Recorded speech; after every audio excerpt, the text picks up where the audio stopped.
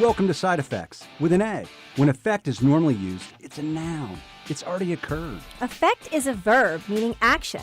Action influences outcomes. I'm Scott McGowan. And I'm Anne-Marie Singleton. We will provoke you to think differently. Side Effects, where problems are defined, solutions exposed.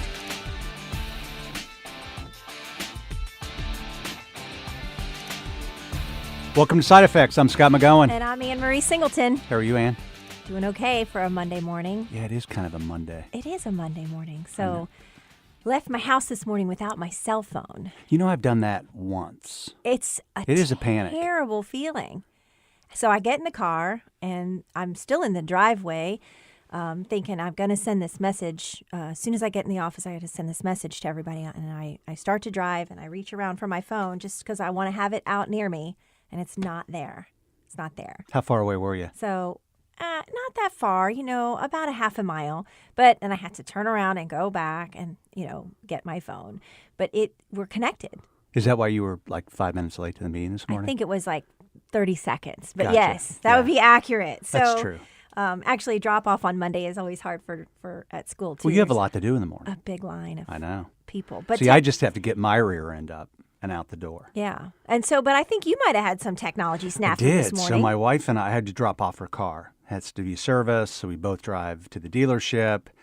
And I had our dogs with us. So our dogs, historically, when I get out of the car, they'll jump on the window. And then they normally hit the lock button. So then I'm locked out of my car. So this strategy was, hey, I'm going to bring my keys with me. So I jump out of the car, I grab my wife's keys, I go to the drop-off box, I fill out the envelope, I drop the envelope in, and I look in my hand, and I've got my wife's keys in my hand. My keys are in this chute behind this closed door. So then I put my wife's keys in there, and I told my wife, I said, touch the door, open the door, don't turn off the car. Oh, my gosh. This is not good news. So, fortunately, and our whole topic today is technology. So Right. I was able to drive home. My car was still running without a key. Crazy. It's Yeah. crazy. But technology encompasses everything we do nowadays. We don't think about it because it's been incorporated into our everyday lives, but it touches everything. You know what's interesting, too, is a lot of people think it's an invasion of privacy. And I think the whole thing that people need to do, I love just people that are curious. And when we talk about technology, we've got to be curious because it is coming at us at lightning speed.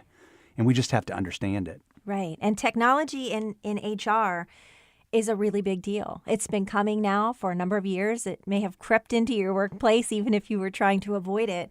But we wanted to talk today a little bit about some of the ways that technology is impacting HR, the way that you handle employees, the way that you handle benefits, and give you some things to think about in terms of that. So the first thing I wanted to talk about is just social HR, right? How are HR people getting information? How are they networking with each other? And what are they using social media for? Yeah, I think HR, one is, it really depends on your age, right? So this is a generational conversation. I mean, there are younger people in HR that are embracing social media. There are older people, probably my age, in their 50s, that are saying, is this real? Is this going to happen? But there is a lot of movement on social media that, in my opinion, HR should be playing in. Right. Because the future workforce they're there. Well, and if you listen to our podcast regularly, maybe 5 or 6 podcasts ago, we had a young person, a millennial, in here as a guest, Matt McNeil, talking about how he communicates with people and what's important to him and different groups that he's in online, et cetera. And at that time, we also talked about the growth of the millennial workforce and how in just a very short amount of time, they will be the majority of our workforce in just a few years. And so how do we recruit those folks? How do we stay connected with those folks? And it's certainly through social channels. Yeah, and I'm not a social media expert, but Dave Holman, who might be one of the smartest guys in marketing I've ever met, who's standing right here in front of me, as we talk about our social media strategy, and you unpack Facebook, Twitter, LinkedIn, Snapchat, just a variety of different social media outlets. Where does an organization stand on how they communicate outwardly? I'm talking from a company perspective. You obviously have another set of issues with your own workforce communicating outward on all those social outlets. But one of the things that I think is really important to mention is especially on Facebook. So what are you communicating on Facebook?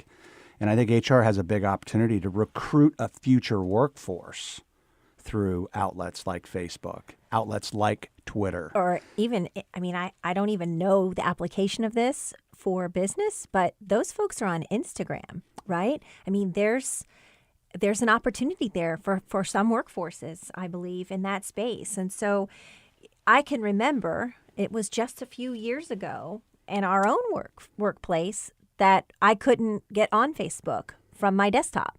It was a blocked website. And I would venture to say that there's still many employers that have that as a blocked website because they don't want their employees to be surfing the web or doing non-work related things during the day.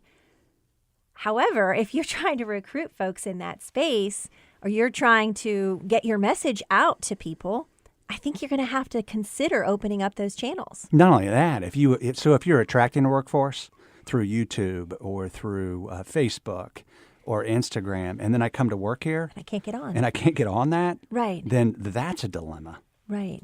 That's a really big problem. And so, a lot of employers and companies are using YouTube for education and engagement.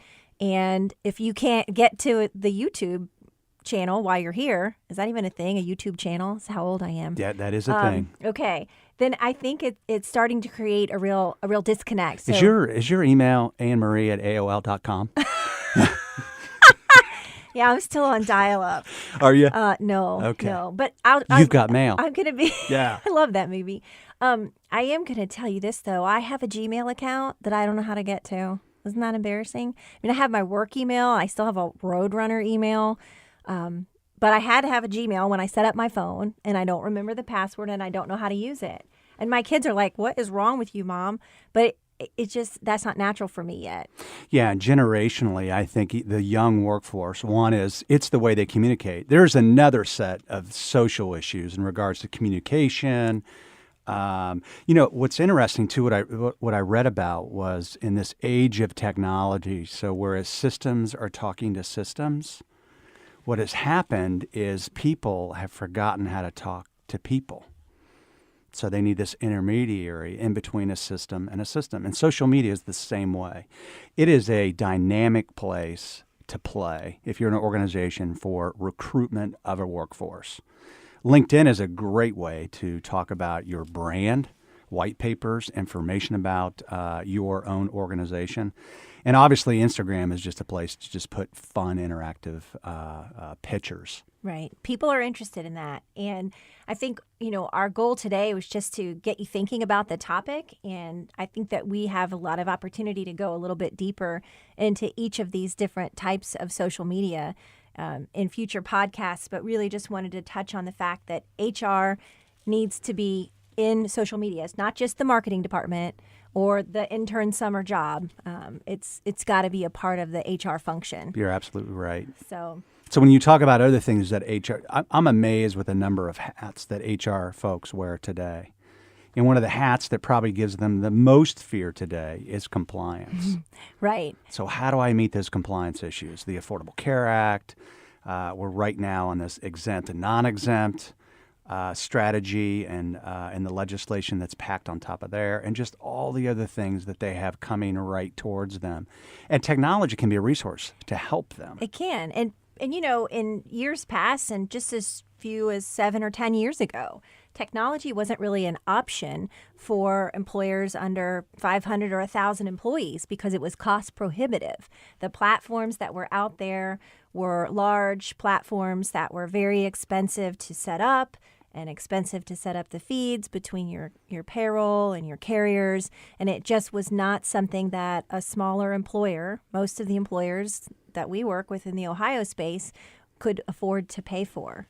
Yeah, and there's a lot of outlets for HR. So there's Access Technology for variable hours, for COBRA, for a variety of other sources. The important thing for people to understand is having that technology doesn't remove you from the liability Right. of the legislation. It just assists you in Correct. collecting or aggregating the data. But in the last probably 5 years, there have been so many entrants, and really in the last 2 years with the advent of ACA and the reporting of 1094, 1095, there have been so many players that have entered this technology space. Existing players like payroll companies that have now added administration and enrollment technology, and enrollment firms that have now added some administration. I mean, they're coming out of everywhere. So there was a handful maybe of people that provided technology for employers in the HR space.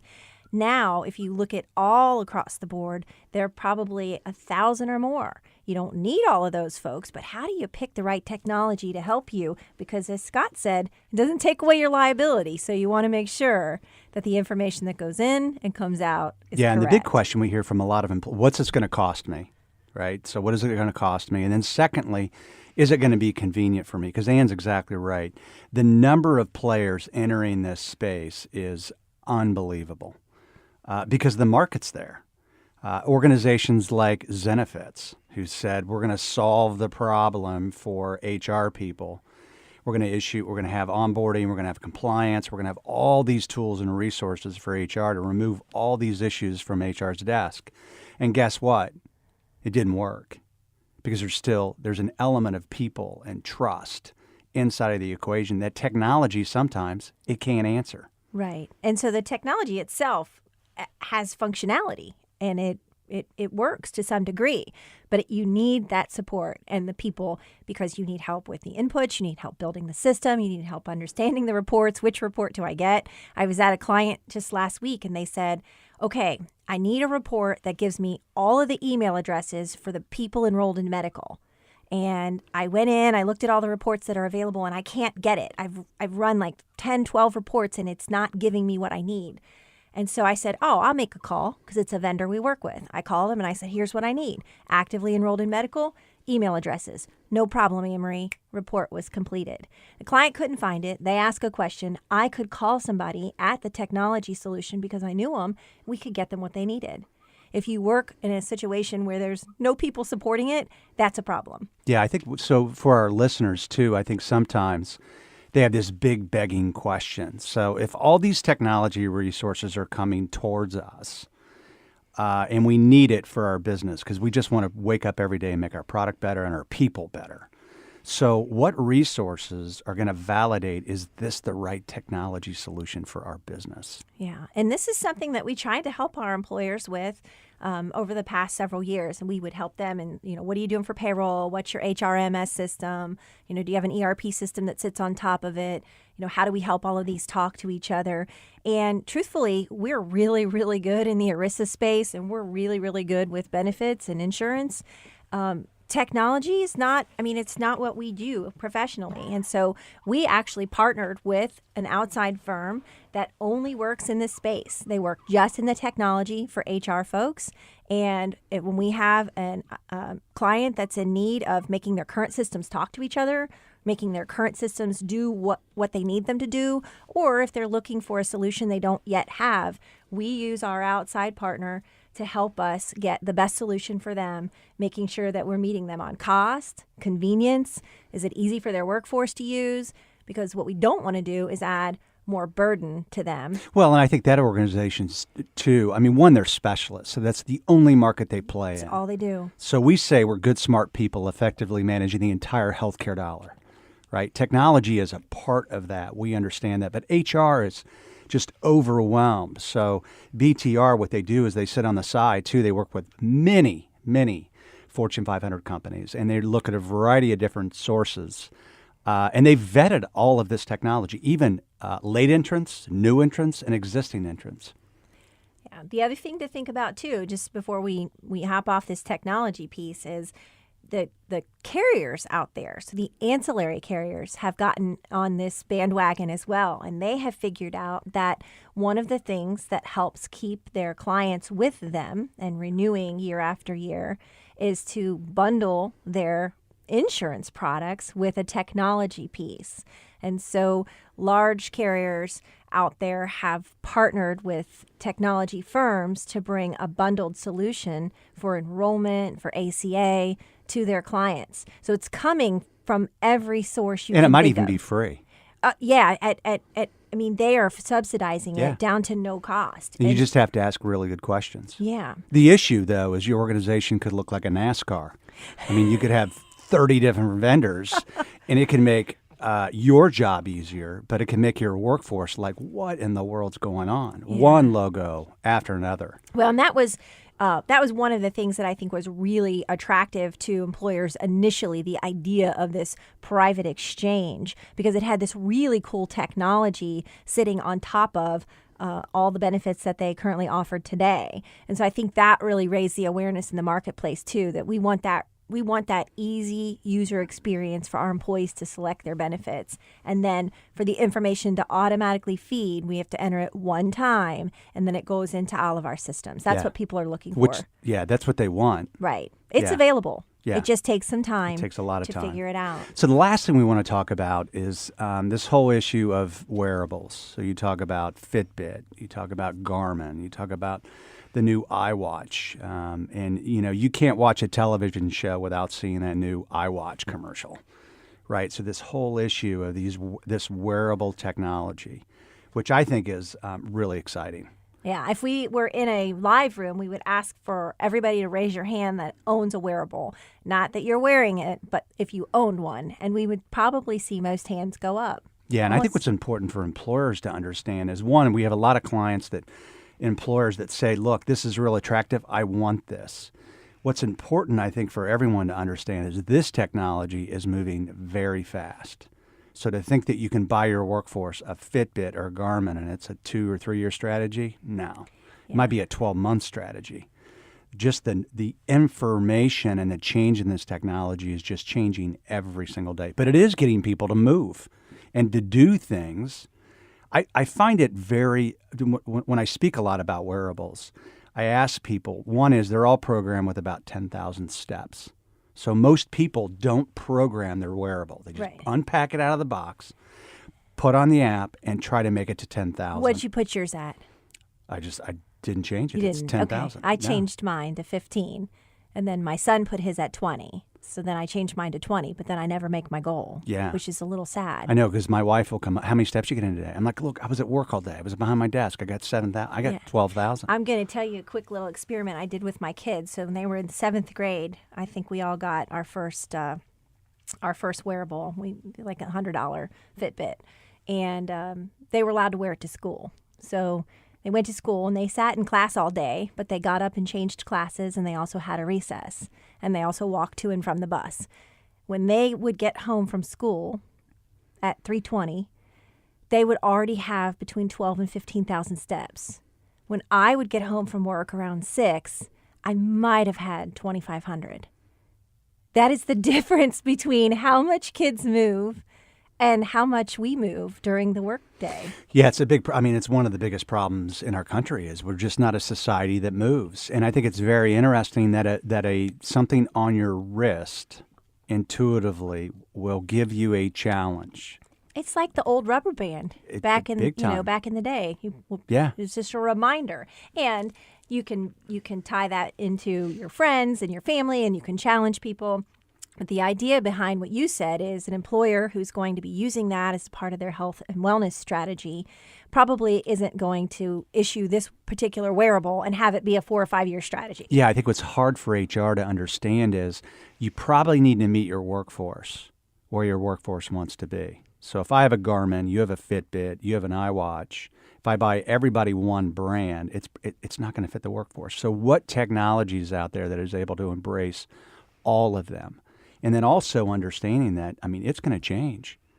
Plus, even some of the studies they're doing on movement of a workforce. I read where there was an earthquake in California, and actually Fitbit did a study on this city where the earthquake was. And they looked at everyone that had a Fitbit electronically. So now they know where everyone lives, how they're moving. What does that mean to us socially? Right. Those are the concerns I think HR is looking at, is what does this mean to the workforce? What liability does this pose to us? Yeah, and so and think about wearables, and we're not going to dive deep into this right now, but we're talking about it from a health and wellness perspective. And there's also an entire labor side to what Correct. it means to have a wearable. So there's some information out there right now flying around in terms of overtime hours, and if you need to pay people overtime hours if they're exempt but work in an hourly type role. And if people are working at night and you can track that suddenly through technology, what does that mean for you in terms of your payroll? So there's just a lot of implications for technology and HR. Wearables is just one of them, but certainly. Yeah, I'm a big fan of wearables because I personally think that healthcare is an inside job, right? It takes the inside of us to change. And wearables is, quite frankly, it's just a nudge. But I do think that there is a false sense of security from some people. If I get 10,000 steps in, but I eat poorly, right? And I don't look at my diet and I don't look at other issues in my life, I could check the box and say, well, I'm healthy now because I got 10,000 steps. On top of that, even some of the mechanisms inside of that technology. For example, when I go play golf, my wife says my steps don't count because I get a step for walking and then a step for swinging, and I'm not very good, so I hit the ball a lot. So she said I get like a 50% penalty on my steps. We're going to handicap your steps. Absolutely. There we yeah. go. Yeah. That's a good thing. Yes, my son and I got 10,000 steps in the kitchen one night while we were making dinner because we ran in place. And I'm pretty sure that wasn't the exact type of movement that they were talking about to keep yourself healthy over time. So I think this information, this sort of technology is just going to grow. For example, Under Armour now will have a patch that we can wear that'll keep our biometrics. It'll keep our steps. So I wouldn't invest today in the best of wearable technology because it's going to change so quickly. I've got an old Fitbit, right? I wear a Garmin now, and I'm sure, donuts to dollars, 6 months from now, I'm going to see a shiny object. I'm going to invest in something else. Yeah. So the point of bringing that up is if you're a leader of an organization or if you're in HR and think there's one resource out there to change the workforce, it's a bad move. It's a bad investment. Meet your workforce where they are. Embrace the technology that obviously they were willing to embrace. yes. And again, I'm back to this millennial comment. With so many millennials in the workforce and so many more joining, if you are not looking at wearable technology as a part of what you're doing for health and wellness, it's probably a mistake if you're not at least looking at it right now. Well, we want to just thank our listeners for listening. We'll put information out on healthierbirthdays.com. The rule of three, we unpack social media.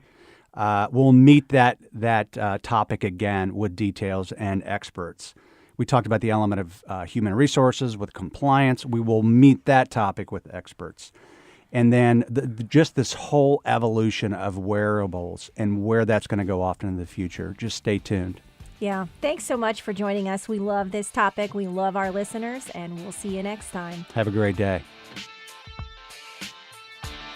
Thanks for listening and opening your mind. If you're interested in learning more, you can reach us at scott@healthierbirthdays.com. Or Ann at healthierbirthdays.com. We hope you'll join us next time on Side Effects.